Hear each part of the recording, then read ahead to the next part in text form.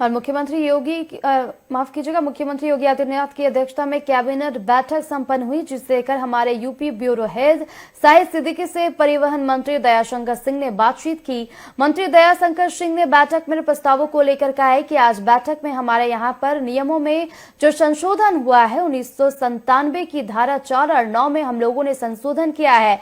अभी 3.5 टन की गाड़ियों में हमने वन टाइम टैक्स लाते हुए अब 7.5 टन ताकि गाड़ियों का वन टाइम टैक्स लगे।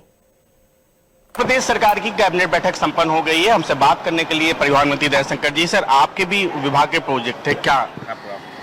हमारे यहाँ कर नियमों में जो संशोधन हुआ है 1997 की धारा 4 और 9 में हम लोगों ने संशोधन किया है कि अभी 3.5 टन तक की गाड़ियों का हम ऑन टाइम टैक्स लेते थे, अब 7.5 टन तक की गाड़ियों को भी ऑन टाइम टैक्स लेंगे।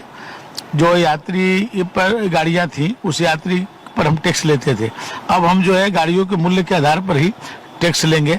इसका अभी आज कैबिनेट से पास किए हैं और इस पे एक्ट में संशोधन करके 2027 का चुनाव जैसे करीब आ रहा है, समाजवादी पार्टी पीडीए जातवाद की बात कर रही है।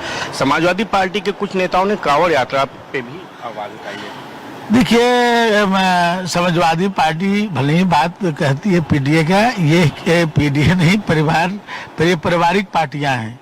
ये यहाँ राजतंत्र लागू है उनकी पार्टी में, लोकतंत्र है ही नहीं है। 1 से लेकर 2 दर्जन तक का पद एक ही परिवार में सीमित है और आने वाले दिनों में भी ये उसी परिवार के आदमी उस पार्टी के सर्वोच्च रह सकता है।